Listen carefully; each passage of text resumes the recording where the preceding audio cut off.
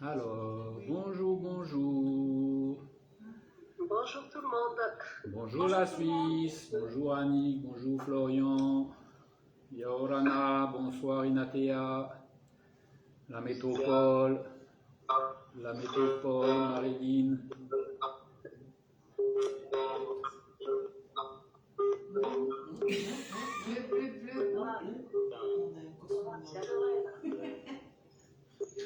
C'est quoi ça? Ah, Popola Momola. C'est les Martiens. Popola Momola. Vous avez deux appareils qui sont connectés. Ah voilà, avec les micros coupés, c'est mieux. C'était Popola et Momola, ils nous faisaient les Martiens. Bonjour Popola, bonjour Momola. Bonjour. Bonjour Catherine. Bonjour à vous tous. Pour ce beau week-end, avec ce sujet merveilleux que j'adore. Même si quand j'étais petit, on me disait on n'adore que Dieu. C'est vrai. C'est vrai, on m'avait dit ça moi quand j'étais petit.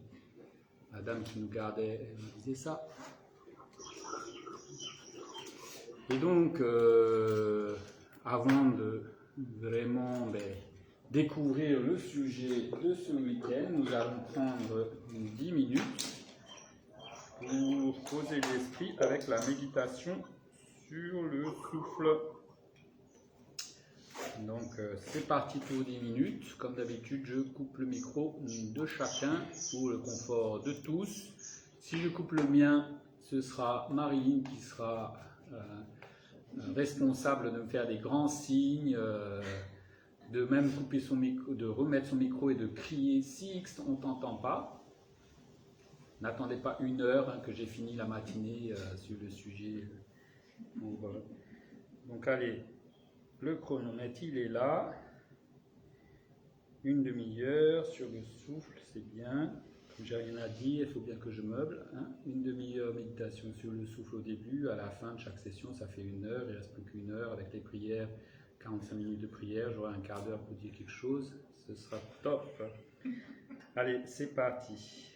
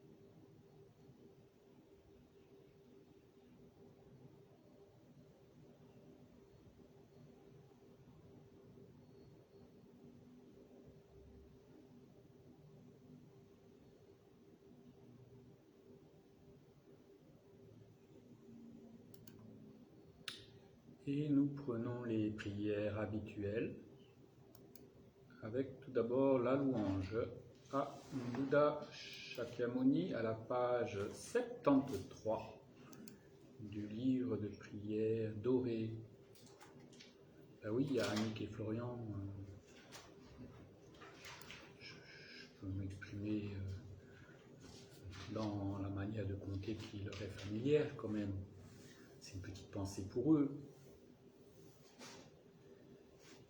Et donc en pensant à Bouddha Shakyamuni, avant tout en pensant à comment Bouddha Shakyamuni à la base était un être ordinaire comme nous, avec cette qualité fondamentale de l'esprit, cette présence, cette qualité de conscience qui en même temps est une qualité de clarté, et que dans cette qualité fondamentale de l'esprit, il y a un potentiel de qualité infinie, qualité de sagesse, qualité de compassion, de bienveillance, etc., et que le Bouddha a parcouru le chemin non seulement qui libère parfaitement des émotions négatives, mais aussi qui libère parfaitement de l'égoïsme, qui libère parfaitement des voiles à l'omniscience. Il a développé toutes les qualités qui lui ont fait qu'il a atteint cet état d'éveil. Donc en pensant à Bouddha Shakyamuni, vraiment penser en fait aux qualités de l'éveil, donc voir on a ce même potentiel, et cette louange, en fait, c'est une expression au chemin qui mène à l'éveil, c'est une expression d'émerveillement, de profond respect, de conscience de l'éveil, donc que Bouddha a obtenu, d'autres êtres ont obtenu, que nous pouvons obtenir parce que nous avons le potentiel de cet éveil. Et avec cette attitude, donc, on récite cette louange. Enseignant, Bhagavan, Tathagata, Arhat, Bouddha parfaitement accompli, parfait en connaissance et en bonne conduite, Sugata, connaisseur du monde, insurpassable des êtres à discipliner, enseignant de tous les lieux, de tous les hommes, à vous, Bouddha Bhagavan, glorieux conquérant Shakyamuni, je rends hommage et présente offrandes, en vous je prends refuge. Enseignant, Bhagavan, Tathagata, Arhat, Bouddha pleinement accompli, parfait en connaissance et en bonne conduite, Sugata, connaisseur du monde, insurpassable des êtres à discipliner, enseignant de tous les lieux, de tous les hommes, à vous, Bouddha Bhagavan, glorieux conquérant Shakyamuni, je rends hommage et présente offrandes, en vous je prends refuge. Enseignant, Bhagavan, Tathagata, Arhat, Bouddha pleinement accompli, parfait en connaissance et en bonne conduite, Sugata, connaisseur du monde, insurpassable des êtres à discipliner, enseignant de tous les lieux, de tous les hommes, à vous, Bouddha Bhagavan, glorieux conquérant Shakyamuni, je rends hommage et présente offrandes, en vous je prends refuge. Vous, chef parmi les hommes, à votre naissance, vous avez fait 7 pas sur cette grande terre et annoncé « Je suis suprême en ce monde ». À vous, sages, en ces temps-là, je rends hommage. Corps parfaitement pur, forme éminemment noble, océan de sagesse, vous êtes pareil à une montagne d'or et votre renommée illumine les 3 mondes. À vous, sauveur suprême, je rends hommage. Vous êtes orné des marques excellentes, votre visage est semblable à lune immaculée et votre teint pareil à l'or, à vous, je rends hommage. Pur comme vous, les 3 mondes ne le sont pas. À vous, dont la sagesse est incomparable, je rends hommage. Sauveur à la grande compassion, enseignant qui connaît toutes choses, champ de mérite aux qualités aussi vastes que l'océan. À vous, ainsi allé, je rends hommage.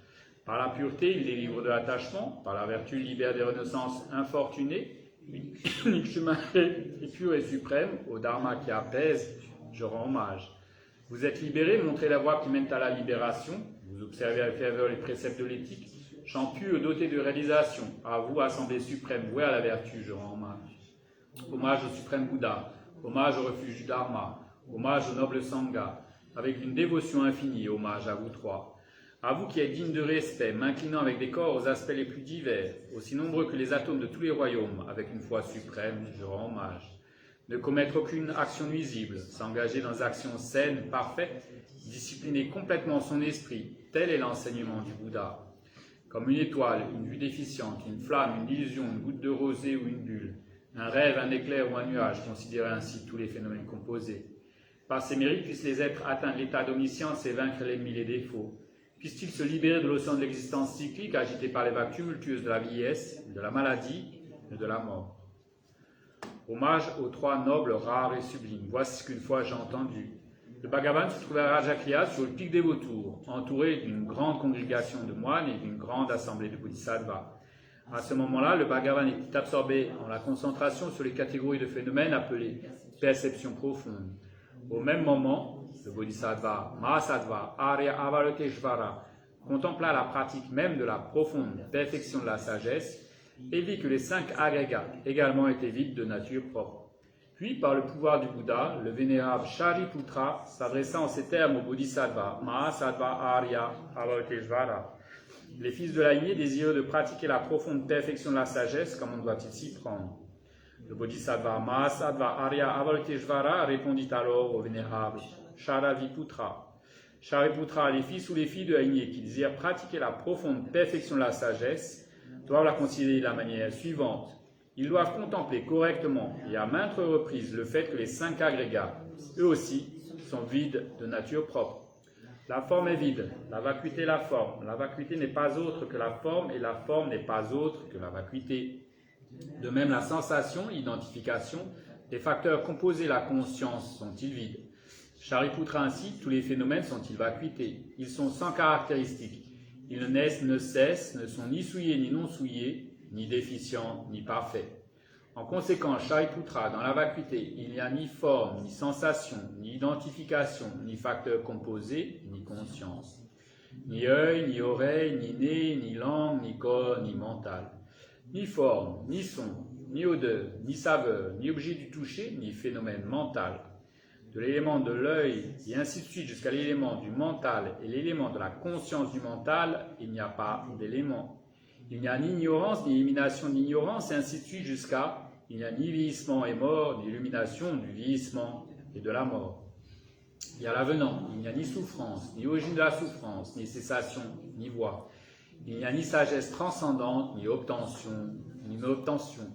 Shariputra ainsi, puisqu'il n'y a pas d'obtention, les bodhisattvas se fondent-ils sur la perfection de la sagesse et demeure en elle l'esprit sans voile et sans peur.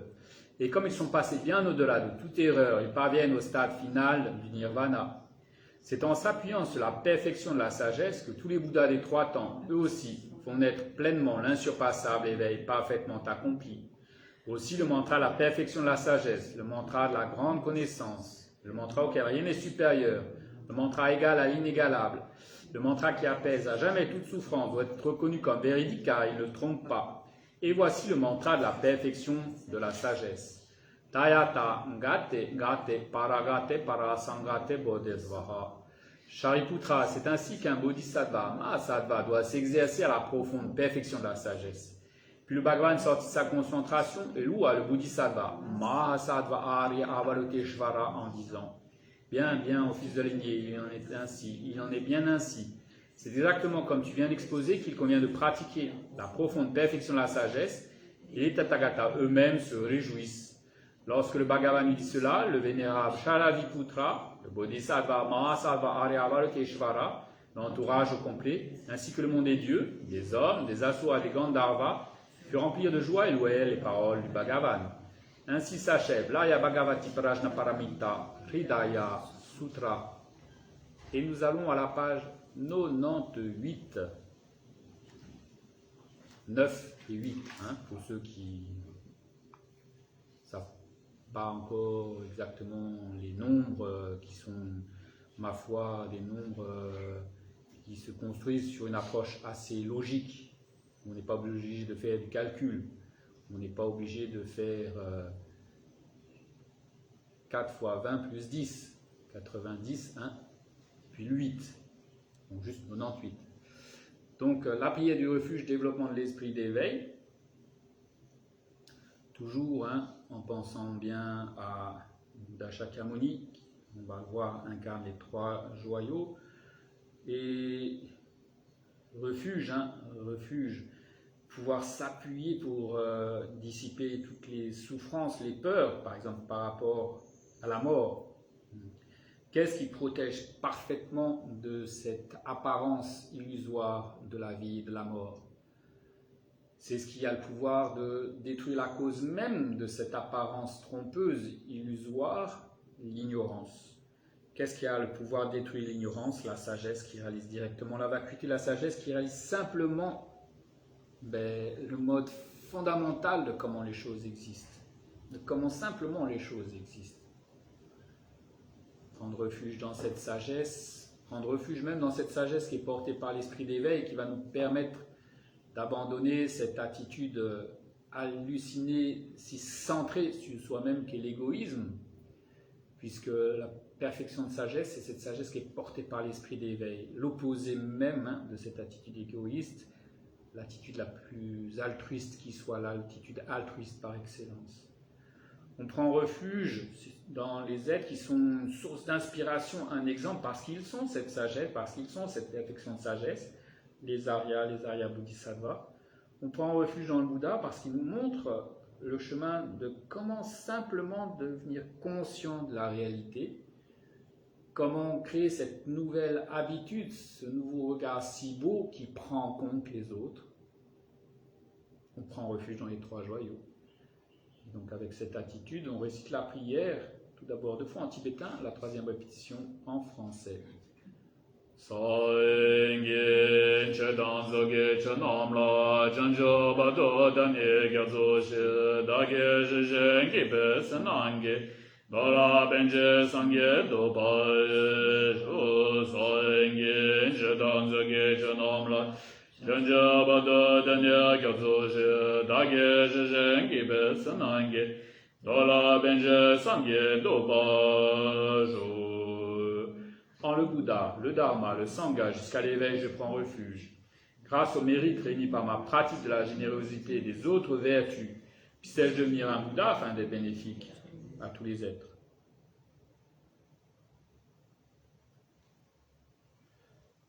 Et pendant 5 minutes, on génère cette très forte aspiration à pouvoir se défaire complètement de l'ignorance, se défaire, se libérer complètement de l'attachement, de l'aversion, de l'orgueil, de la jalousie, de l'avarice, etc. Se défaire complètement de toutes les perturbations mentales, se libérer complètement de toutes les actions contaminées, en particulier des actions non vertueuses, se défaire complètement de cette habitude égoïste. Au contraire, on génère cette très forte aspiration de pouvoir être éthique, de pouvoir être esprit complètement stable, posé grâce à la concentration, être sagesse qui est simplement ce regard qui voit les choses telles qu'elles sont, sans rien surimposer, imaginer, déformer. On génère cette très forte aspiration de pouvoir être équanimité à l'égard de tous les êtres, bienveillance, grande compassion, bodhicitta. On génère cette très forte aspiration de pouvoir apprendre à développer, à parachever les 6 perfections de la générosité, de l'éthique, de la patience, l'effort joyeux, la concentration, de la sagesse. Pour le bien de tous les êtres, je vais faire ce travail qui me libère, qui me permet de développer toutes les qualités. Pour le bien de tous les êtres, je vais obtenir l'état de Bouddha. Et on maintient pendant 5 minutes cette aspiration à l'éveil.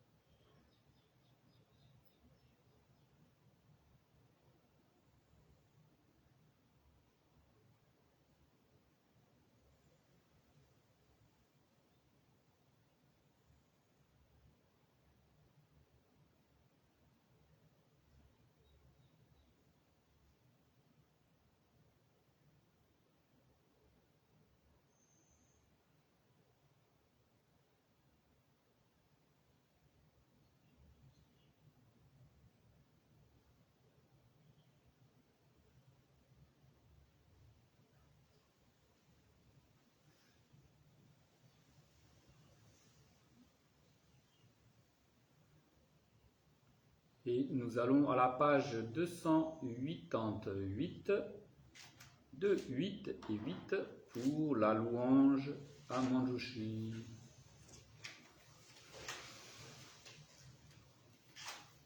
Alors j'attendais que sur Zoom, hein, les gens tournent les pages, mais en fait non, c'est moi qui dois tourner les pages, c'est pas vous. On va voir. Hein, le but du week-end, c'est de développer un esprit clair. Mon esprit n'était absolument pas clair.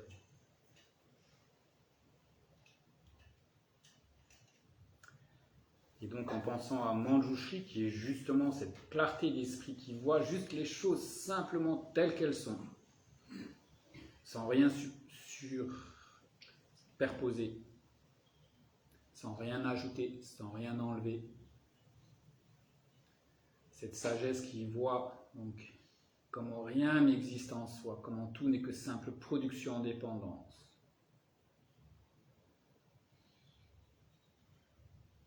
Sagesse qui voit si clairement tous les phénomènes. Sagesse qui en même temps est grande compassion, bienveillance pour tous les gars, à l'égard de tous les êtres, qui est activité qui œuvre pour le bien de tous ces êtres.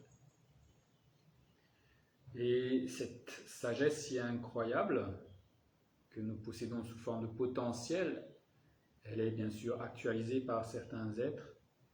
Et cette sagesse, eh bien, elle prend la forme, entre autres, de Manjushri pour nous aider à parcourir ce chemin qui mènera à la sagesse. Et devant donc Manjushri qui incarne vraiment ces qualités de sagesse, ces qualités d'éveil, on récite cette louange à Manjushri. Je rends hommage à mon maître et sauveur, le pur et parfait Manjushri. Toi dont la sagesse, pure tel un soleil sans nuage, élimine les deux obscurcissements. Tu réalises tous les objets tels qu'ils sont, le texte des Écritures que tu tiens à ton cœur en est le symbole. Toi qui avec l'amour d'un être pour son enfant unique t'adresses à tous les migrants, torturés par la souffrance, confus et aveuglés par l'ignorance dans la prison du samsara, au moyen des 60 qualités de ta parole. Par ton enseignement qui résonne comme le tonnerre, tu nous réveilles du sommeil des perturbations et dénoues les liens qui nous enchaînent au karma. Brandissant ton épée, tu tranches le moindre germe de souffrance en dissipant les ténèbres de l'ignorance. Ta nature ultime étant pure, tu atteins la limite de la 10e terre, et ayant porté à leur perfection toutes les qualités, tu es le chef des fils des victorieux. Ton corps resplendit des 112 marques. Je m'incline devant toi, Manjushri. Dissipe l'obscurité de mon esprit. Omara Patsanati, Omara Patsanati, Omara Patsanati, Omara Patsanati, Omara Patsanati, Omara Patsanati, Omara Patsanati.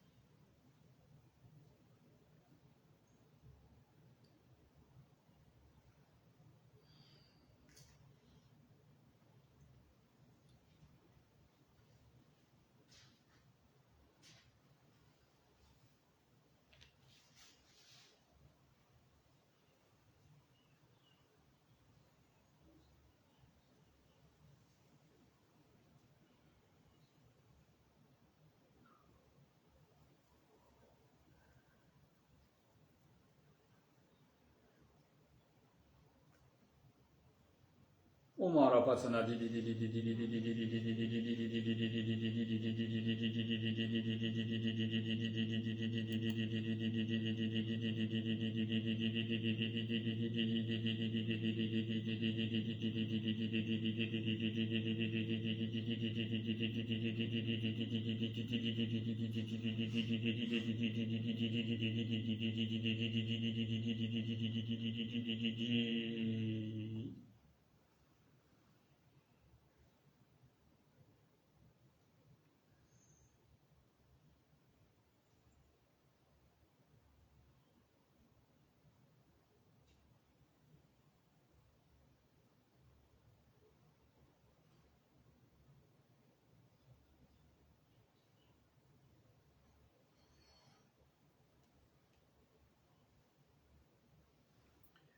Toi qui possèdes l'amour bienveillant et qui, grâce au rayon de lumière de ta sagesse, a dissipé complètement les ténèbres de l'ignorance de mon esprit, accorde-moi, je t'en prie, l'assurance qui naît de la sagesse, qui a réalisé le sens profond des paroles du Bouddha et de leurs commentaires.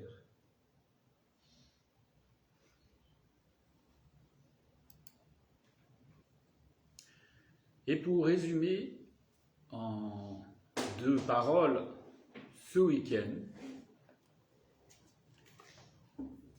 nous sommes des sacs de merde et nous allons crever la bouche ouverte. Donc j'ai un ami à Tahiti qui dit que je suis un très bon commercial. Je ne suis pas sûr du tout, hein. Je suis vraiment pas sûr du tout parce que avec ma manière d'aborder les choses, là par exemple, hein, ce matin, ce soir pour vous à Tahiti, nous dire nous sommes des sacs en merde ambulants et on va crever la bouche ouverte, ça a plutôt tendance à faire fuir que attirer les gens. Si j'étais un bon commercial, je dirais vous êtes tout simplement super. Vous avez un potentiel mais tout juste incroyable et puis vous l'avez déjà tellement développé. La vie c'est tellement beau, c'est tellement magique, etc. Là, oui, ce serait un bon commercial. Par contre, mais en fait, si on développe une conscience de la réalité, Bouddha, ce qu'il nous a dit, c'est que cette conscience de la réalité, elle ne va pas du tout nous être préjudiciable, bien au contraire, c'est ce qui va nous libérer. C'est ce qui va complètement nous libérer. Et en fait, on va voir que on est d'une manière générale complètement halluciné.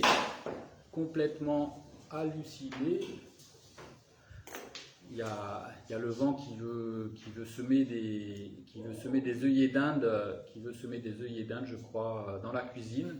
Mais le vent, ce qui se passe là, n'a pas une vision très claire. Ça ne va pas pousser dans la cuisine des œillets. Non mais c'est pas grave, Florence. Et ça va les enlever pas. Non, c'est pas grave. C'est pas grave. Donc en fait, on a des visions complètement hallucinées qui n'ont rien à voir avec la réalité. Et en fait, c'est ce qui nous met complètement dans cette situation, on va le voir, qui fait que, en fait, même si on aspire au bonheur, eh bien, on ne veut pas la souffrance, justement, on est confronté à cette souffrance.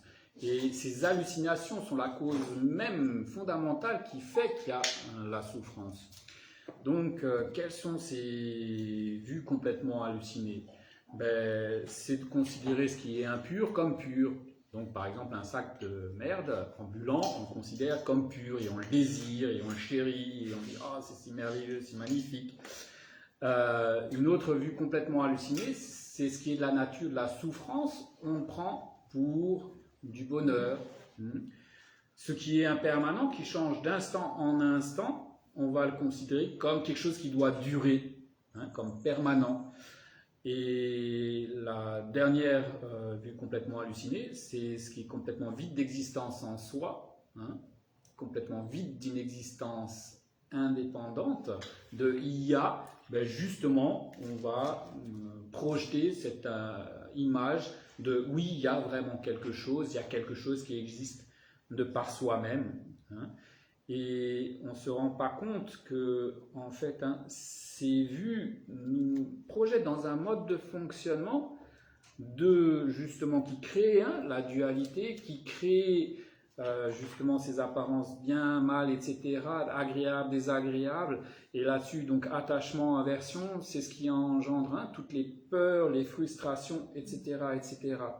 Alors que si on était simplement capable de vraiment simplement voir, ben, on s'apercevrait que c'est là que se trouve le vrai bonheur, que ce regard simple de la réalité est ce qui libère complètement des causes de la souffrance.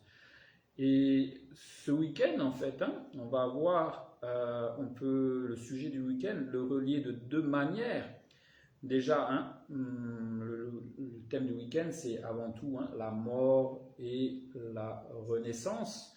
Et ça, c'est l'expression fondamentale de la réalité que tout ce qui est composé est impermanent, change d'instant en instant. Et on peut relier le thème du week-end à ces 4 points-là. Comment se préparer au mieux à la mort? Simplement en abandonnant ces 4 vues complètement hallucinées, en développant cette sagesse qui comprend que tout ce qui est dans le samsara composé eh bien, est pour la plupart impur et à un niveau grossier. Par exemple, eh bien non, ce corps, il n'est pas pur, il est fait de différents composants qui, pour l'esprit conventionnel dualiste, est impur. Donc après, c'est vraiment comprendre qu'on recherche le bonheur là où il ne se trouve pas. Toutes les expériences qui sont construites sur la base de l'ignorance sont de la nature de la souffrance. L'ignorance, cette projection mentale, est dans sa nature même ce qui crée cette expérience qui n'est pas un vrai bonheur, donc de la nature de la souffrance. Donc après, c'est vraiment développer cette sagesse aussi qui voit que tous les phénomènes composés, ils sont composés, donc ils sont produits. Donc leur nature fondamentale est de cette transformation d'instant en instant. Et finalement, de voir que rien n'existe en soi, tout ce qui existe existe en dépendance de causes, de conditions, de parties, d'être une simple dénomination par l'esprit conceptuel sur une base de dénomination. C'est tout. Et donc, encore une fois, si on développe cette sagesse, c'est ce qui parfaitement nous préparera à la mort. Donc on peut relier vraiment ces 4 points fondamentaux, erreurs fondamentales par rapport au sujet. Justement, en abandonnant ces 4 erreurs fondamentales, on se prépare à la mort. Le 3e point que j'ai mentionné, et l'expression même, la mort, n'est qu'une des multiples expressions de la transformation. Donc après, on dit des fois, prendre refuge dans les 3 joyaux peut vraiment être une très grande protection au moment de la mort. Mais prendre refuge, on nous dit, c'est ce qui fait qu'on devient bouddhiste. Il y a 2 manières de définir quelqu'un comme étant bouddhiste. Soit qu'il prend refuge dans les 3 joyaux, soit qu'il accepte les 4 sceaux. Et c'est pas juste une foi aveugle dans les 3 joyaux et prendre refuge dans, ou une foi aveugle dans les 4 sceaux, juste les accepter comme un dogme. Non, c'est vraiment comprendre. Pour le refuge, c'est même générer vraiment les 2 causes qui donc expriment une compréhension. Donc les 4 sceaux, en fait, bien, ils viennent, sont l'opposé. Ce sont justement la compréhension de ces 4 sceaux sont l'opposé même de ces 4 erreurs fondamentales. Les 4 sceaux, c'est tous les phénomènes composés sont impermanents. Tous les phénomènes contaminés sont de la nature de la souffrance. Tous les phénomènes sont vides et sans soi. Et le nirvana est paix. Donc, comment est-ce que cela va s'opposer à ces 4 erreurs fondamentales? Donc, tous les phénomènes composés sont impermanents. C'est ce qui va nous permettre d'abandonner cette vue que les phénomènes impermanents sont permanents. La vue que tous les phénomènes contaminés sont de la nature de la souffrance va nous faire abandonner de croire que ce qui est de la nature de la souffrance est du bonheur. La troisième, que tous les phénomènes sont sans soi et vides, bien, ça va nous permettre d'abandonner, de concevoir ce qui est sans soi comme ayant un soi. Et la dernière, le nirvana et paix, peut-être là on peut le comprendre comme arrêter de concevoir ce qui est impur comme pur. La vraie pureté, elle se trouve où? Elle se trouve dans l'abandon de l'ignorance fondamentale. C'est ça qui fondamentalement fait que les choses sont impures, ou même de la nature de la souffrance. Donc, en fait, on a vraiment tout intérêt, gentiment, petit à petit, dans notre vie, à réfléchir. Est-ce que effectivement, ce corps, etc., ils sont purs comme je voudrais le croire, ou pas? Ou est-ce qu'ils sont impurs? Est-ce que ce corps il est composé de tout un ensemble de substances qui, en soi, non, elles ne sont pas pures? Et si on fait ça, de regarder cette réalité, ça nous mettra à l'abri de quoi? D'un attachement très malsain, excessif envers le corps. Donc on ne va pas dénigrer le corps, on va juste être conscient de sa nature impure, se mettre à l'abri d'un attachement excessif envers le corps, notre corps ou le corps des autres, et en même temps ça ne nous empêchera pas de voir que ce corps, c'est le support, un support pour pratiquer le dharma, donc ce côté-là, c'est très bien, mais il est impur, donc non, c'est pas quelque chose de désirable, mon corps ou le corps de quelqu'un d'autre, dans le sens par rapport au plaisir des sens, etc. Mais en même temps, c'est un support qui peut nous permettre de développer l'éthique, la concentration, la sagesse. Donc de ce point de vue-là, on prend soin dans un équilibre sain du corps, sans développer de l'attachement pour notre propre corps ou celui d'autrui. Donc après, réfléchir aussi comment... Non, ces expériences, ces sensations qui sont issues de l'ignorance, de l'attachement, de l'aversion, qui font tout simplement qu'il y a les peurs, les frustrations, etc., qu'il y a un mal-être fondamental intérieur. Toutes les expériences qui découlent de ça, non, ce ne sera pas du vrai bonheur. Même les sensations agréables ne seront pas un vrai bonheur. Elles sont complètement instables dues à la présence de ces perturbations mentales. Donc après, s'habituer à réfléchir encore gentiment. Non, il n'y a pas vraiment quoi que ce soit. Le Dhyama l'a encore dit. On peut s'appuyer vraiment sur aussi les réflexions au niveau scientifique qui montrent qu'il n'y a pas de réalité objectale. Donc il s'interroge essentiellement sur les objets, pas sur le sujet qui observe. Mais déjà, ça va nous permettre de vraiment voir. Pas d'existence objectale, ça veut dire quoi? Il n'y a pas une existence en soi. Donc réfléchir comment tout existe en dépendance. De prendre le temps gentiment, d'une manière joyeuse même. Oui, en fait, je projette, il y a mon téléphone, il y a ma maison, la table, mon boulot, etc., etc. Non, simple production en dépendance. De causes, de conditions, premier niveau, le plus grossier, de partie. Et déjà, juste de vraiment partie, aller dans l'infiniment petit au niveau de, par exemple, déjà la matière, tout ce qui constitue une matière. Petit à petit, de régulièrement, chaque jour, réfléchir un petit peu là-dessus. Ça va relâcher la très forte saisie qu'on a des choses. À force, il y a un truc qui se casse. En fait, c'est que du vide, c'est que des petits quarks, etc. C'est tout. Voilà, donc à un niveau conventionnel, il y avait une certaine utilité. Pas la fin du monde. Pas la fin du monde.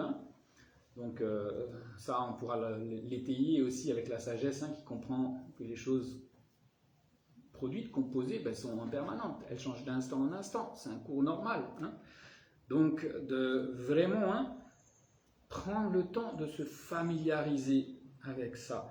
Et on a vu à de maintes reprises ce travail, cette réflexion, cette contemplation qui semble anodine. En fait, elle va avoir un impact énorme, puisqu'elle va aller gentiment les dissoudre l'ignorance fondamentale qui fait, qui est à l'origine de toutes nos saisies. Et on va se libérer complètement. Regardez même, si je fais le lien par rapport à la mort, des fois, il y a une crispation, même incontrôlée, inconsciente de cette crispation. Son origine, c'est quoi? La saisie. La saisie de il y a moi je, la mort, on ne sait pas et on a l'impression que c'est peut-être une annihilation. Comment on dit en français? Annihilation totale de il n'y a plus rien. De il n'y a plus rien. Donc voilà. Ou alors d'un inconnu qu'on saisit très fort et voilà. Donc ces réflexions vont aller titiller, dissoudre petit à petit cette saisie fondamentale. Comprendre que cette vision claire, qui se débarrasse de ces hallucinations totales, donc va permettre d'aller complètement détruire au final l'ignorance, l'attachement, l'aversion. Et donc qu'est-ce qui va se passer? Le vrai bonheur. Le nirvana et paix, c'est là que se trouve le vrai bonheur. C'est quand on n'est plus dans ces projections conceptuelles de il y a, etc., etc. Qu'est-ce qui reste? La nature fondamentale de toute chose, la vacuité, et la nature fondamentale de l'esprit, qui est cette simple présence claire, à son niveau le plus subtil, qui est au-delà de tout concept, au-delà de toute dualité, qui est une simple présence lumineuse, qui en même temps est félicité, et qui n'a aucune existence en soi. Quand vraiment on aura développé cette sagesse, on sera capable d'être à ce niveau fondamental de l'esprit, où on voit, il n'y a rien, il n'y a absolument rien, on ne peut rien trouver quoi que ce soit qui est une entité qui puisse être saisie, et on demeure dans cet état de liberté parfaite. Donc il est tellement important de se familiariser dans notre vie de tous les jours par rapport à ces quatre sceaux, on pourrait dire, qui sont l'opposé de ces quatre vues complètement erronées. C'est formidable déjà si on arrivait à prendre vraiment conscience. Oui, en fait, d'une manière générale, nous tous, les êtres du samsara, on est complètement hallucinés. On est tout aussi hallucinés dans notre regard conventionnel que des personnes qui prennent des drogues, même des drogues fortes, et on dit c'est des junkies ou quoi, ils sont complètement à la masse. On est tout autant à la masse. Ce qui est impur, on le prend pour pur. Ce qui est de la nature de la souffrance, on le prend pour du bonheur. Ce qui est impermanent, on dit ça doit durer. Ce qui n'a aucune existence indépendante en soi, eh bien on le prend comme vraiment existant. Ce qui est vide d'existence en soi, dépendant, on le prend comme étant dépendant, ayant une existence en soi. Et voir que ces hallucinations qui créent tous nos problèmes, et que la seule chose sensée, on pourrait dire, dans la vie, vraiment, ce serait quoi? Ce serait simplement de développer cette sagesse toute bête qui regarde la réalité. Là, je suis en train de lire un livre d'un lama, et il dit on projette le bonheur, c'est ça, c'est ça, c'est ça, c'est par exemple la famille. Donc vivre avec quelqu'un, c'est là que se trouvera le bonheur, et puis avoir des enfants, ou etc., etc., etc. Donc il y en a qui lèvent les sourcils. Donc à Tahiti, ça veut dire oui. Mais là, la manière de lever le sourcil, c'est de dire ouais, en fait, non, c'est pas ça du tout. Mais bon, ça revient au même là, de dire oui, effectivement, on croit que c'est comme ça, etc. C'est affirmer qu'on se laisse embarquer dans ça. Et puis l'autre manière de lever le sourcil, c'est en plus de dire, et en plus, en fait, au bout du compte, on s'est aperçu qu'on a eu ça et qu'on s'est fait complètement avoir. On s'est fait complètement avoir. Mais même regardez, donc là, on se dit, ouais, non, bon, c'est vrai, c'est pas le vrai bonheur là. Mais regardez comment on est encore complètement dans le film, par rapport, par exemple, à nos petites boutchous. On projette sur eux hein, ce que devrait être le bonheur, hein, comment ils pourront obtenir le bonheur. Et on retombe exactement dans le même délire de projection. Hein. Est-ce que vraiment à nos enfants, on veut pouvoir leur transmettre hein, cette capacité à juste simplement être présent et simplement voir la réalité telle qu'elle est? Non, on perpétue hein, ces projections. On leur enseigne ces projections et on souhaite pour eux hein, des choses qui sont le fruit de ces projections. Alors que le plus beau cadeau qu'on pourrait leur faire, c'est soi-même devenir conscient que non, ces composants du corps, etc., sont impurs. Oui, tout change d'instant en instant dans ce qui est composé, produit. Non, le vrai bonheur, ce ne sont pas toutes ces expériences qui sont construites sur la base de la saisie, l'attachement, l'aversion. Hein. Non, le vrai bonheur, ce n'est pas dans ces sensations agréables qui sont juste passagères et éphémères. Non, il n'y a pas vraiment quelque chose. Tout n'est que simple production en dépendance. Le seul but sensé de la vie, ça devrait être ça. Alors que hein, on perpétue à croire que le bonheur, il est dans la maison. Alors on s'endette pendant des années pour payer hein, toutes les traites. Et on n'appelle pas ça des dettes, hein, on appelle ça des mensualités. Ça passe mieux que hein, si on dit les dettes. Hein. Donc il faut avoir une belle voiture, hein, il faut avoir une belle maison avec tout ce qui va à l'intérieur, etc., etc. Regardez le délire. Hein. On se met une pression de il faut rembourser. Hein. Ou alors il faut préserver, il faut entretenir. Regardez hein, dans quelle galère on se retrouve à... Donc il y en a qui disent « Ah ouais, en fait, ce serait mieux d'avoir une maison plus petite au bout du compte que ce que j'ai. » Parce que le ménage, hein, pour peu que la femme de ménage tombe enceinte en plus. Donc là, il y a une personne ici qui dit « Oui, c'est le cas. » Il y a d'autres personnes qui sont dans la même situation qui pourraient dire « Oui, c'est le cas, effectivement. Hein. » Et on perpétue des regards qui font que pour sûr, on va rencontrer tellement de difficultés, des problèmes. Hein. On cultive des regards qui font que la mort même hein, devient un problème. Donc ce week-end, hein, on va regarder, en fait, le sujet, c'est la mort, la renaissance, et on va d'abord hein, regarder, entre autres, une méditation sur la mort pour nous booster dans justement mettre l'emphase sur ce qui a du sens. Donc dans le jargon bouddhiste, hein, on dirait pour se booster notre pratique du dharma, hein, pour vraiment s'assurer qu'on est dans la pratique du dharma. Mais on pourrait dire, hein, pour booster vraiment hein, cette détermination et mettre l'emphase sur ce qui a vraiment du sens, ce qui vraiment hein, va pouvoir nous apporter les causes du bonheur, hein, à un niveau même conventionnel grossier, et surtout nous assurer qu'on va mettre en place hein, des regards qui vont pouvoir vraiment nous libérer, hein, vraiment nous apporter le pur bonheur. Et donc cette conscience de la mort grossière hein, va nous permettre justement de bien orienter notre vie et d'arrêter peut-être de continuer à être dans cette mascarade qui n'a aucun sens, hein, de juste cette vie-ci avec le boulot, une réussite au niveau du boulot, ou social, ou hein, matériel, etc., qui, dans la réalité même de ce qu'elle est, hein, très vite, va disparaître, ne sera qu'un souvenir.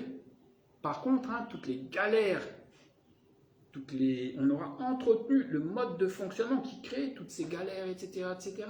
On aura même hein, perpétué peut-être des causes grossières qui vont faire qu'on sera projeté dans de nouveau ces mascarades avec des situations encore beaucoup plus compliquées. Donc on va voir hein, cette méditation sur la mort, l'impermanence, et développer la conscience de la mort pour se dire la mort est certaine, donc je vais pratiquer le dharma. Comme je ne sais absolument pas quand est-ce qu'elle va surgir, je vais commencer à développer cette sagesse-là, ici et maintenant. Hein, ici et maintenant, parce que je ne sais pas. Et je vais vraiment faire ça Pourquoi? Et d'une manière complètement pure, pas intéressé par des préoccupations absurdes mondaines, parce qu'au niveau mondain, toutes les choses du monde ne me serviront en rien au moment de la mort. Toutes mes possessions, toute ma famille, etc., etc., même mon corps, tout ça ne servira à rien, tout ça va être abandonné.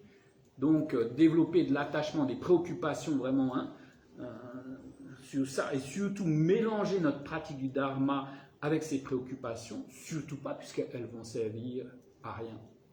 Donc ensuite, on verra aussi ce qu'est la mort, ce qu'est aussi, d'un point de vue bouddhiste, la mort n'est qu'un tout petit passage, très bref en fait, très très bref. Et qu'est-ce qu'il y a après dans la continuité? Donc on appelle ça souvent l'état intermédiaire du bardo, mais on va voir que le bardo, c'est un terme beaucoup plus large. Bardo, ça veut dire état intermédiaire. Chaque instant est un état intermédiaire. Mais donc là, cet aspect particulier de ce qui joint, en fait, on pourrait dire, ce qu'il y a entre cette vie-ci et puis une renaissance, et donc les différents types de renaissance. Donc voilà un petit peu le programme du week-end. Mais encore une fois, je veux mettre l'emphase de nouveau sur ces 4 erreurs fondamentales. Comment on projette un aspect de pureté sur ce qui est impur. Donc de chaque jour, essayer de réfléchir. Et ces réflexions vont nous permettre de simplement regarder la réalité de ce qui est. Et là, même s'il n'y a pas eu de cérémonie ou quoi que ce soit, si on arrive à voir comment ces vues sont absurdes, justement comment on arrive à voir le bien fondé des 4 sceaux, on sera vraiment bouddhiste. Que on se dise bouddhiste ou pas, c'est ça le fondement même qui fait de nous bouddhistes. Tout comme vraiment prendre refuge, qu'est-ce que ça veut dire? Ça veut dire comprendre la nature de souffrance du samsara, c'est-à-dire du fait d'être sous l'emprise de l'ignorance qui projette IA, et donc une saisie, attachement pour ce qui est agréable, aversion pour ce qui est désagréable. C'est comprendre cette nature fondamentale du samsara et de la nature de la souffrance. Tant qu'il y aura ignorance, attachement, aversion, que chaque instant de notre continuité mentale sera lié par ces facteurs, nous sommes dans une expérience qui n'est pas un vrai pur bonheur, qui est de la nature de la souffrance. Donc, les 2 premières nobles vérités, la noble vérité de la souffrance, qui doit être abandonnée, qui doit être comprise, la noble vérité de l'origine, qui doit être abandonnée, la noble vérité de la cessation, qui doit être actualisée, et la noble vérité du chemin qui va devoir être parcouru. Donc, c'est vraiment comprendre la nature de ces mécanismes intérieurs, ignorance, attachement. Voilà, c'est ce qui fait qu'il ne va pas pouvoir y avoir de vrai bonheur. Que les expériences agréables ne sont pas un vrai bonheur et vont dégénérer. Mais que ces mécanismes n'existent pas en soi. Fondamentalement, l'esprit n'est pas ces mécanismes. Fondamentalement, l'esprit est vacuité. Fondamentalement, avant tout, l'esprit, c'est cette qualité de simple conscience, présence, claire. Que, depuis des temps sans commencement, on n'a pas reconnu cette nature fondamentale. Donc, il y a ces mécanismes saisis, etc., etc. Mais on peut se libérer grâce à cet autre aspect de l'esprit qui est discrimination, qui peut nous permettre de comprendre. La compréhension va être une sagesse, d'abord au niveau des mots, mais après la sagesse, comme je vous l'avais déjà dit, c'est voir vraiment, voir tel quel, voir en profondeur, juste simplement comment sont les choses, vide d'existence en soi, simple production en dépendance. Voir donc là comment les choses impures sont impures. Donc, c'est prendre refuge, c'est vraiment cette compréhension qui va s'appuyer sur la sagesse, sur cette sagesse qui est stabilisée par la concentration.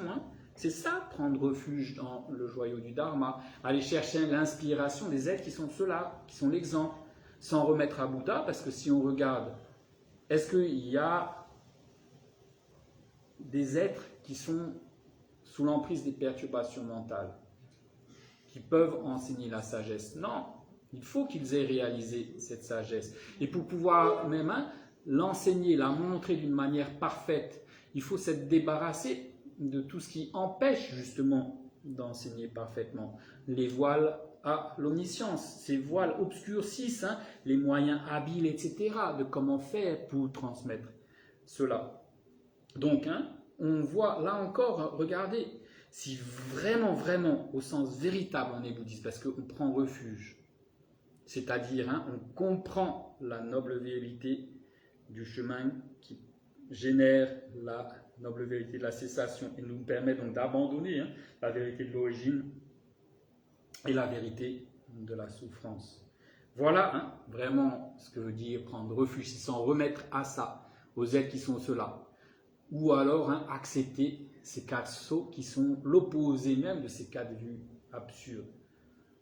Ce serait tellement formidable si en fait on en arrivait à cette compréhension qui amène cette conviction. Oui, la seule chose vraiment sensée dans la vie, c'est de développer ces regards de sagesse, c'est d'abandonner ces vues absurdes. Et après, en s'organisant un petit peu près correctement, on peut même continuer à avoir une vie normale, entre guillemets du samsara, et puis vraiment travailler à abandonner ces quatre vues absurdes, au contraire, à pleinement intégrer les quatre sauts, à pleinement être dans le refuge véritable, pas juste d'apparence, dans ces trois joyaux.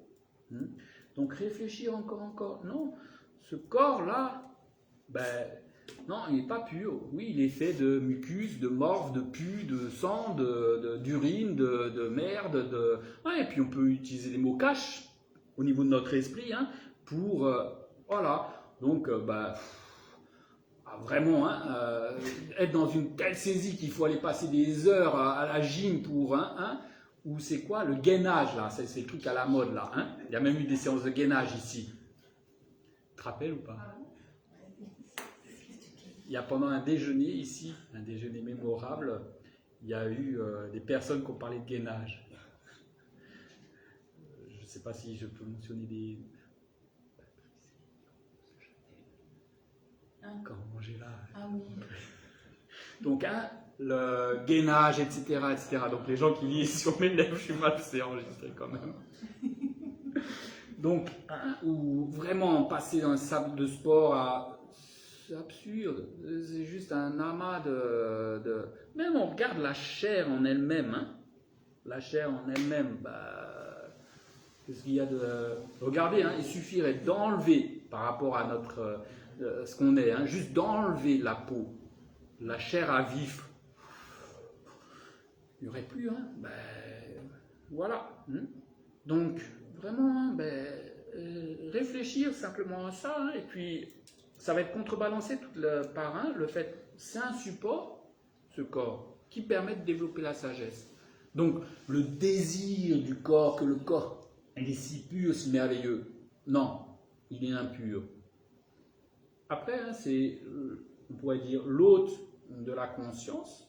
Donc, sur cette base-là, on va pouvoir développer la sagesse. Donc, on va pas se foutre en l'air pour ne plus avoir ce corps. Non, il y a cette précieuse renaissance humaine. Mais vraiment, s'habituer à ça, on va se mettre à l'abri d'un attachement qui nous fait partir dans des délires, mais absurdes. Quand on pense qu'il y a des gens qui pourraient se libérer du samsara, et ils vont utiliser leur vie à développer un corps parfait, non? Et même après, avec les absurdités de on va se refaire les seins, les fesses, les machins, les trucs, les lèvres, une injection ici et là, etc., etc. On va s'enlever un petit peu de graisse de là, on va en remettre là. En faisant ça, on ne fait que perpétuer. On a l'impression mais non, la nature même du corps est la nature de la souffrance. Parce qu'il y a le corps, ce corps humain donc, qui est généré en dépendance d'un karma particulier, il y a la maladie, il y a la mort, c'est évident. C'est une chimère de croire que le bonheur va être là-dedans. Et on voit une toute petite imperfection et ça y est, les gens ils deviennent complètement mabous. Donc il faut voir en fait que là, présenté comme ça, on rigole, mais en fait, il faut voir qu'on peut se rigoler de soi-même. Parce que là, Peut-être qu'on n'est pas de cette manière extrême s'y attacher au corps, mais bon, il y a l'attachement. Mais ces vues hallucinées, on les a. Et encore une fois, une qui nous pose vraiment problème, c'est de croire que le bonheur se trouve dans ce qui est de la nature de la souffrance. Non, le bonheur ne se trouvera pas dans notre superbe maison. Non, notre bonheur, le vrai bonheur ne se trouvera pas dans une super voiture. Non, notre bonheur ne se trouvera pas dans un super job. Non, notre bonheur ne se trouvera pas dans le mari ou la compagne idéale. Non, notre bonheur ne se trouvera pas dans notre descendance, dans nos chérubins. Nos chérubins, ils vont peut-être devenir l'opposé de ce qu'on souhaite qu'ils soient. Le bonheur ne se trouve absolument pas là. Le bonheur se trouve justement dans le fait de pouvoir arrêter ces vues hallucinées. Vous savez, le bouddhisme, en fait, au bout du compte, c'est vraiment étrange. C'est juste se préoccuper de la réalité toute bête de ce qui est. C'est comprendre comment on est dans un mode de fonctionnement halluciné, comment ce mode halluciné provoque la souffrance, comment ce mode halluciné fait qu'on va à l'opposé même de ce que l'on veut. Le vrai bonheur nous projette dans toujours plus de souffrance et que la solution est simplement d'en prendre conscience de ça, voir que ces vues hallucinées sont la cause fondamentale de tout cela et simplement arriver à voir ce qui est. Vous savez, il y a cette expression, vivre au présent. Vivre au présent. On ne vit pas au présent. On vit dans un délire de projection mentale qui n'a rien à voir avec la réalité du présent. Ouais, ok, vivons au présent. Arrêtons de vivre dans ces projections hallucinées. Quelle projection hallucinée? Croire que ce qui est impur est pur. Croire que ce qui est de la nature de la souffrance est du bonheur. Croire que ce qui est complètement impermanent est permanent. Croire que ce qui n'a aucune existence en soi est une réalité bien concrète, indépendante. Là, on vivra vraiment pleinement au présent et là, on sera pleinement libéré. Là, on pourra pleinement, parfaitement être dans le vrai bonheur. Et on peut se dire, c'est tout juste incroyable, parce que il faut être habile. Quand on dresse un petit peu un bilan, des fois, notre première impression, c'est de dire « Ah, je suis complètement nul, etc. » C'est voir, on se détend. Là encore, cette réaction, c'est une projection hallucinée. Ici, il y a la perfection dans ce qu'on est. Il y a la perfection dans la nature fondamentale de l'esprit. Il y a juste prendre conscience de ça. Il n'y a que ça à faire. Il n'y a que à se dire, j'ai commencé à me familiariser avec cette conscience de les choses changent d'instant en instant. Ouais, le corps, tout ça, ouais, c'est impur. Ouais, dans ces expériences agréables, ces sensations agréables, c'est pas là que se trouve le vrai bonheur. Ça, c'est instable, etc. C'est construit sur quelque chose de bancal. Ouais, tout existe en dépendance, donc il n'y a rien qui existe en soi. Et le vrai bonheur, il se trouve où? Le nirvana épais, il se trouve dans arrêter de projeter justement tout ça. Et fondamentalement, arrêter de projeter, il y a une existence vraie, concrète, véritable. Le vrai bonheur se trouve dans cette capacité à simplement regarder la réalité telle qu'elle est, l'absence d'existence en soi, l'impermanence des phénomènes composés, la capacité à juste prendre conscience, être conscient, vivre la nature fondamentale de l'esprit. Voilà, la chose la plus importante, qui a le plus de sens dans la vie, c'est cela. Et c'est au bout du compte, si on peut, quand on va vivre ça, ça va être de transmettre cela aussi aux autres. Le reste, c'est juste une chimère hallucinée qui ne fera que perpétuer la souffrance. Ouais. Encore une fois, des fois on va se dire, on laisse tout tomber, etc. On laisse tomber ces projections mentales, mais on ne va même pas être obligé, en fait, pour développer cette sagesse, de forcément tout laisser tomber extérieurement, notre maison, etc., etc. mais c'est d'abandonner les projections qui nous font croire que c'est là qu'on trouvera le bonheur. Est-ce que on peut avoir une maison, une famille, et puis réfléchir, oui, ça change d'instant en instant? Ben oui. Est-ce qu'on peut avoir une famille, puis se dire, même un boulot, tout ça, puis se dire, en fait, le vrai bonheur, non, c'est pas là que je le trouverai. Donc, il y aura des sensations agréables, des sensations, des moments un peu plus difficiles, ok. Mais est-ce qu'on peut développer cette conscience? Oui. Est-ce qu'on peut développer la conscience de, non, il n'y a pas vraiment en soi, moi, l'autre, etc. Tout ça n'est que le jeu de dépendance, de causes, conditions, etc., de fonctionnements mentaux, etc. Oui, est-ce qu'on peut prendre un peu de temps pour contempler l'absence d'existence en soi? Oui. Donc en fait, on ne va pas être obligé d'abandonner. Il va juste simplement falloir développer une vision très claire de ce qui est. La sagesse, c'est vraiment ça. Donc il y a la sagesse au niveau des mots intellectuels, mais qui est une porte d'entrée pour amener vraiment à cette sagesse, qui est cette clarté qui voit simplement les choses telles qu'elles sont. Et qui ne se surimpose pas. Et vous savez, si on a ce sentiment, ah, moi, j'ai la sagesse, on a tout faux. Parce que là, on ne s'aperçoit même pas qu'on est dans une projection de ce qu'on est. Il n'y a pas de moi vraiment là solide. Oui, Lynn. Question. Oui. Quand on comprend qu'il n'y a pas d'existence en soi, il y a toujours. Est-ce qu'il y a toujours le sentiment? Il y a une sensation de peur. Comment je peux dire ça? De peur, ou alors on réalise qu'on n'a rien, si tu veux. Donc, en fait, le Dalai Lama, il dit reconnaître l'objet de négation. C'est 50% du travail. Et en fait, on a du mal à encore vraiment reconnaître l'erreur qu'on fait. Et très souvent, on est pleinement sous l'emprise de ce facteur mental qui saisit, et on ne s'en rend pas compte. Et par exemple, on médite sur l'absence d'existence en soi. Et on va saisir. Ah, mais alors il n'y a rien. Et on va avoir peur. Par exemple, il n'y a rien. Oh, alors il n'y a rien. On a peur. Et qu'est-ce qui se passe en fait? C'est au début, par les mots, on commence à réfléchir d'une manière juste. Ah ben il n'y a pas une entité. Et normalement, il faudrait enlever ce ressenti, le il y a. Et là, on ne s'aperçoit pas qu'on va cristalliser, alors il n'y a rien du tout. C'est pas ça la vacuité. Là, on est sous l'emprise du regard de « Ah, il n'y a rien du tout ». C'est une saisie en fait. C'est pas ça la sagesse de la vacuité.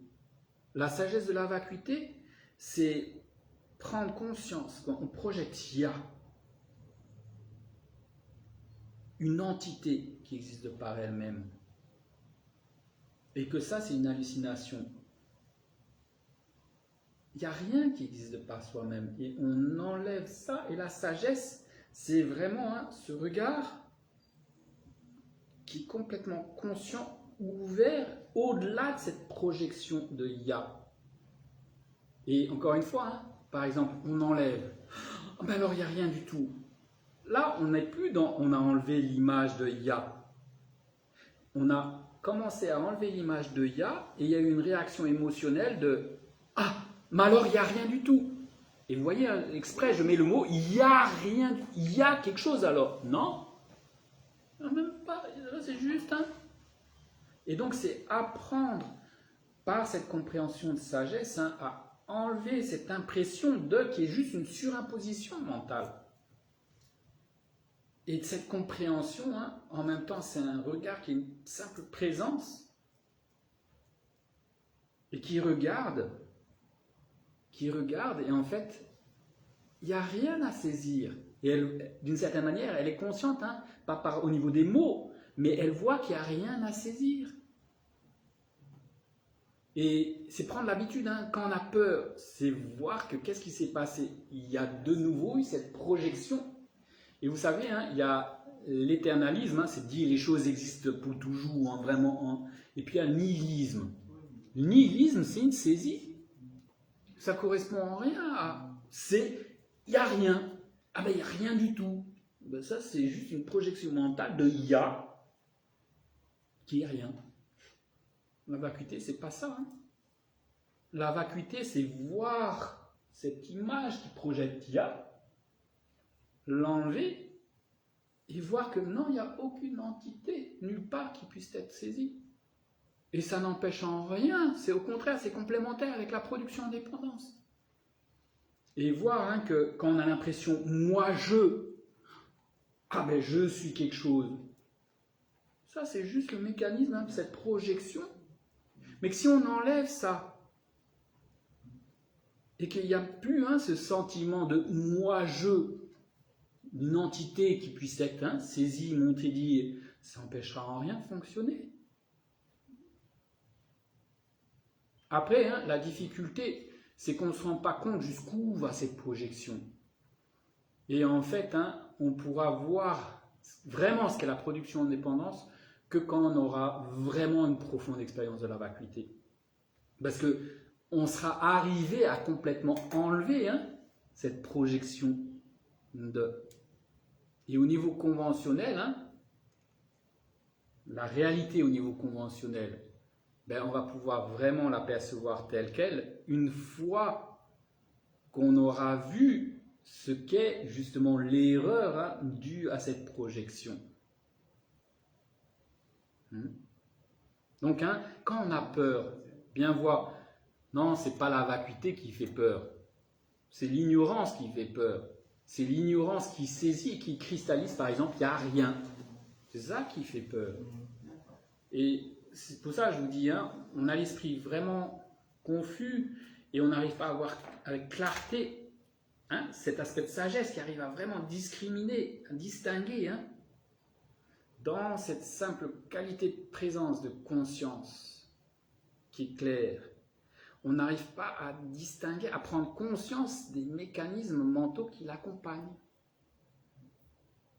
On n'arrive pas encore à bien voir quand on est sous l'emprise d'une projection mentale, qui est par exemple l'ignorance, qui déforme complètement la réalité.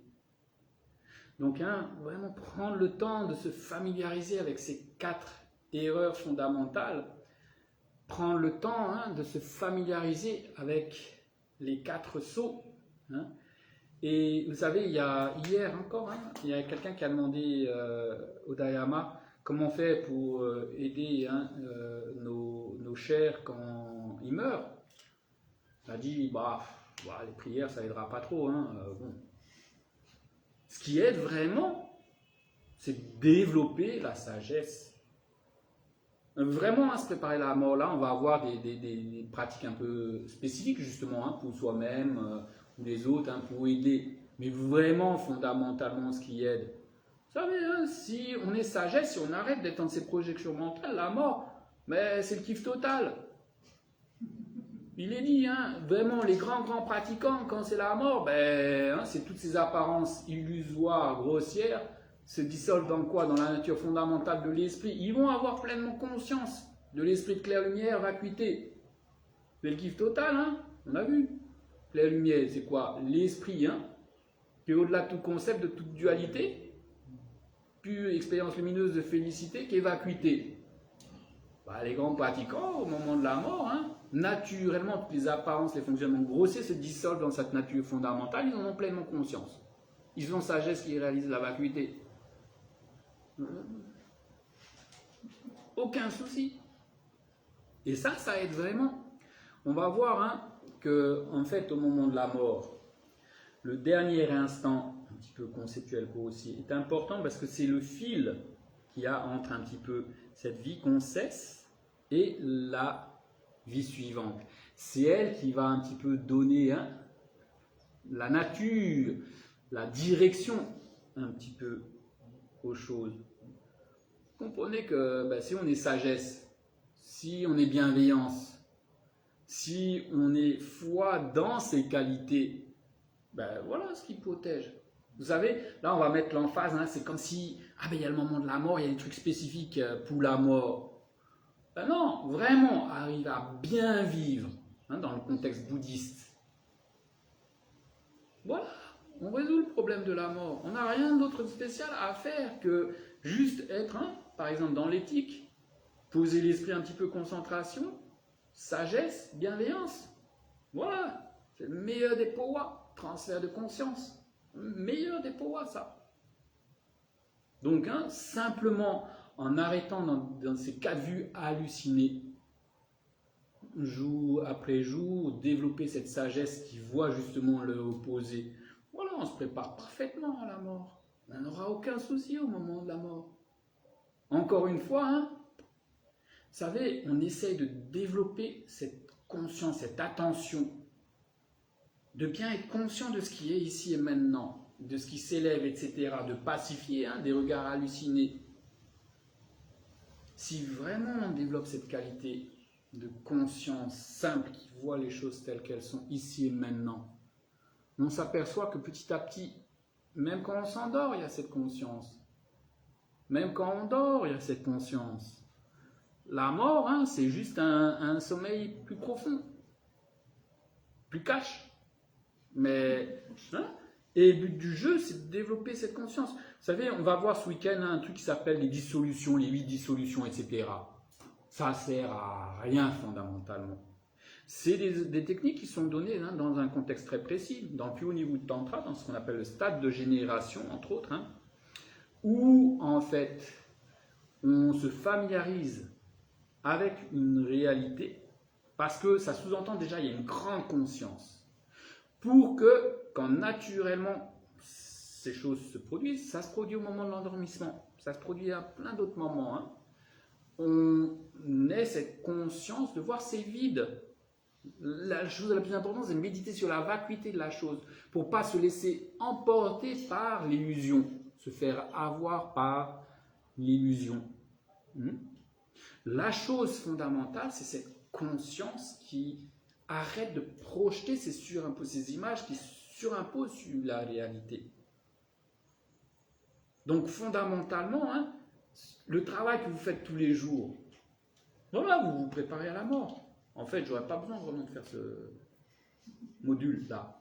Voilà, fondamentalement, hein, si là, hein, on se dit, ouais, je vais essayer gentiment de réfléchir hein, à ces 4 erreurs fondamentales. Oui, je vais essayer de réfléchir à ces 4 sauts. Regardez, hein, bon, le dernier, il est un peu plus compliqué, mais regardez les 4 sauts. Hein, tous les phénomènes produits, composés sont impermanents. C'est un dogme, ça, à votre avis, ou pas? Ça exprime quoi? Ça reflète quoi? La science, hein, la physique nous le dit, oui, tout change d'instant en instant. C'est un délire de dire tous les phénomènes contaminés sont de la nature de la souffrance. Quand on l'explique un peu, hein, c'est ce qui est de la nature de la souffrance, c'est ce qui est à un moment ou à un autre associé avec une expérience désagréable. C'est, même si une sensation est agréable, si elle n'a pas de stabilité parfaite, on ne peut pas dire c'est un vrai bonheur, ça. C'est un délire, ça, ou pas? Ou ça reflète juste la réalité? Ça reflète la réalité, hein? Est-ce que de dire, les choses, non, sont vides d'être indépendantes et qu'elles existent en dépendance, c'est du délire ou non, on est juste en train de parler de la réalité? Vous savez, hein, on mystifie, on en crée un dogme, etc., des enseignements du Bouddha. Mais le Bouddha, il a laissé juste interroger sur la réalité toute bête de ce qui est. Et il allait là beaucoup plus loin. Il a dit, quand on arrête d'être dans ces fonctionnements de projection, hein, et qu'on arrive à percevoir la nature fondamentale des choses et de l'esprit, qu'on arrive à développer ce regard qu'on appelle sagesse, c'est là que se trouve le vrai bonheur. Voilà ce qu'il a dit. Et il a dit, hein, chacun de nous, on est capable de devenir cela, de prendre conscience des projections erronées, hallucinées qu'on a, mais aussi de devenir ces regards qui voient l'opposé. C'est tout. Et vous savez, le tantra, les déités, etc., ça se construit sur ça. S'il n'y a pas ça, c'est du pipeau ce qu'on fait. Là encore, le Dayama, il l'a dit, il l'a encore dit hier. Les prières, les mantras, tout ça. Non, c'est pas ça vraiment l'enseignement du Bouddha. L'enseignement du Bouddha, c'est le développement de la sagesse. Et sur la base de cette sagesse, en étant sagesse, oui, ces choses-là, alors, ok, d'accord. Ouais. Donc, encore une fois, on peut se dire, waouh, yes, j'ai tout compris dans cette vie en fait. Parce que si on regarde ce qu'on essaie de mettre en place, ben, c'est cette sagesse, non? Là, on a l'opportunité de faire ça. Regardez, qui c'est vraiment qui a un intérêt pour ça? Moi, des fois, il y a des gens, ils lisent un bouquin ou ils viennent une fois, ils entendent un truc, ils disent ah ouais, super. Puis on ne les revoit plus. Ils ont vraiment un intérêt. Non, ils sont peut-être des fois dans une projection. Ah ouais, mais dans la réalité, on a vraiment cet intérêt. Même si on a une vie quand même bien chargée, et puis on fait un peu d'autres choses, et puis même si, parce qu'on a nos vieilles habitudes, des fois, on s'égare un petit peu là, mais vraiment quand même. Il y a cet intérêt profond. On a la chance, non seulement d'avoir cet intérêt, mais d'avoir rencontré un petit peu, justement, ces textes, ces lignées, etc., qui expriment ces choses-là. On investit du temps, de l'énergie là-dedans. On essaye petit à petit de devenir ça. Waouh, on a tout gagné. En fait, là, on va aborder la mort, la méditation sur la mort, l'impermanence. Et cette méditation, elle suit, et il ne faut jamais oublier ça, là, dans les textes de l'Amrim, la méditation sur la précieuse renaissance humaine.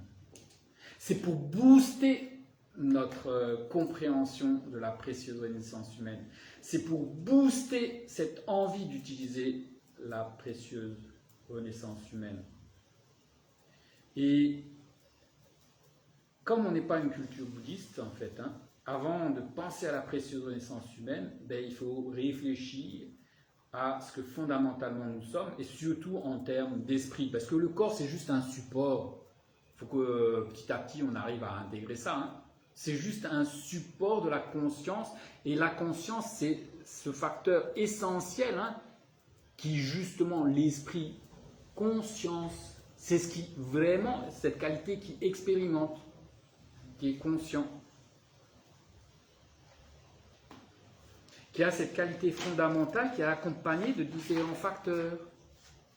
Cette qualité fondamentale, elle n'existe pas en soi, c'est une simple succession de moments de conscience, qui est renouvelé encore, qui n'a ni début ni fin. Là, associé à cette conscience, ou cette conscience même, on se développe à des niveaux plus grossiers, et il y a un support particulier, support humain, un corps humain avec une réalité humaine dans un contexte particulier. Il faut savoir que très certainement, il y a des vies humaines peut-être autre part. Ils n'ont pas accès à... Regardez comment on existe en dépendance. Donc, on existe en dépendance de l'environnement dans lequel on vit, dans lequel on renaît, des croyances de l'environnement dans lequel on vit, etc., des gens, etc. On vit en dépendance de l'éducation qu'on reçoit. Et regardez, par un concours, entre guillemets, de circonstances, là, dans le paramètre de notre vie, qu'est-ce qu'il y a? Il y a l'enseignement du Bouddha, qui, fondamentalement, est de dire, regardez les cas de vue hallucinés qu'on a. Alors que, la réalité, c'est juste l'opposé. Vous imaginez la chance qu'on a? C'est ça la précieuse renaissance humaine. C'est d'avoir un support de vie qui nous permet d'analyser, de comprendre, et qui nous permet aussi de rentrer en contact avec des écrits, avec des verbalisations, hein, qui mettent le doigt justement sur ces délires, de ces projections mentales, et qui met le doigt peut-être sur la réalité toute bête de comment les choses existent. On a cette précieuse renaissance humaine, hein. Je vais faire le lien avec le 4e sceau. Hein. Qu'est-ce qui se passe si vraiment on développe cette sagesse? Par exemple, hein, la sagesse qui réalise directement l'impermanence subtile. Qu'est-ce qui se passe? Par rapport à notre réalité d'ici et maintenant, et les souffrances, hein, que l'on vit, si on devient cette sagesse qui juste est d'être pleinement conscient que les choses changent d'instant en instant, qu'est-ce qui va se passer? Moins de souffrance. Pourquoi moins de souffrance? Hein, si je vous fais verbaliser les choses, c'est pour que vous ayez une vision très très claire du mécanisme et comment cette sagesse elle va libérer et que votre perception elle est si claire qu'il n'y a plus la place pour le moindre doute. Hein. Donc dans notre vie de tous les jours. On n'est pas surpris de ce qui va arriver. Il n'y a plus de perturbation mentale. Donc, pourquoi il n'y a plus de perturbation mentale? Montrez-moi comment on souffre dû à certaines projections, dû à certaines émotions. Montrez-moi. Montrez-moi comment, hein, justement, cette conscience que les choses changent d'instant en instant, elles vont libérer de ça. Qu'est-ce qu'on a vu ensemble à plusieurs reprises? Le point de départ, c'était de dire, regardez comment on souffre dans telle situation, telle situation, telle situation. Donc, élaborer. Par exemple, si on a un travail, on sait que les choses changent et que ça peut ne pas être permanent, bah, si on perd le travail, on est plus préparé peut-être. Donc, on a un très bon job. On le perd. On est mal. On souffre. Tout ce à quoi on est attaché, quand on le perd, on souffre. On peut souffrir grandement. Alors que hein, cet attachement, en fait, il s'est construit sur quoi? Sur cette projection mentale qui dit ça doit durer. Et même là, ça doit durer. Non, la réalité toute bête essentielle, c'est que ça change d'instant en instant. C'est pas ça dure. C'est un renouvellement d'instant en instant avec hein, des micro-changements ou des changements plus prononcés qui sont l'expression de ces micro-changements. Donc si vraiment on intègre le fait que ça change, ben, plus de boulot, ben oui, il y avait des changements instant après instant, puis là c'est un changement parmi hein, la multitude de changements. Pour souffrir, il faut projeter cette image de ça doit durer. Et vous vous rappelez à l'inverse, on souffre énormément parfois parce qu'on a l'impression d'être scotché dans une situation négative. Un mot, et on le saisit, on fait durer l'image du mot, et ça nous ronge, des fois pendant des années. Là, la compréhension de cette sagesse qui voit ça change, voit comment elle libère. Et là, je fais, hein, comme je vous avais dit, le lien avec le 4e sceau, le nirvana est paix. Hein, où le nirvana est libre justement de ce concept de hein, ça dure. Ben, s'il n'y a plus ça, il y a vraiment paix là. Donc c'est un niveau, hein, c'est pas le niveau le plus profond du samsara, mais on voit comment. Donc il est tellement important de se familiariser encore. On a cette précieuse renaissance humaine. C'est-à-dire pas juste ce support humain, pas juste cette capacité de réflexion. En plus, on nous dit, regardez l'erreur. Regardez, c'est pas juste la réalité. Et on explique pourquoi. Hein, que, en fait, les choses existent de manière opposée. On a cette précieuse renaissance humaine qui nous fait comprendre la production-dépendance de cause-résultat. Au niveau action, hein, qui nous projette dans. ou saisie, samsara, ou égoïsme, hein, ben, un champ d'activité tellement limité. Donc on a cette précieuse renaissance humaine qui permet de développer la compréhension, qui permet de développer la conscience, qui permet d'apprendre à être l'opposé même de la cause de la souffrance. À un niveau grossier, à un niveau subtil, très subtil, à un niveau parfaitement subtil aussi bien pour soi-même que pour les autres. Le Dharma, il nous encourage chaque matin d'être conscient de la production indépendante, de la vacuité et de la bienveillance. Si vraiment on a conscience de la précieuse renaissance humaine, voilà. Et encore une fois, un élan, un enthousiasme, hein, comment je vais l'appeler, un super joyeux là, etc. C'est pas bon. Parce que ça va te faire avec complètement déprimé, une dépression. Hein. C'est juste dans cette compréhension, cette simplicité de ces choses simples. Voilà, on a cette précieuse renaissance humaine. Et ces choses simples, elles vont profondément nous transformer. Et juste être conscient de ça le matin, ça devrait nous suffire pour se dire, c'est cool.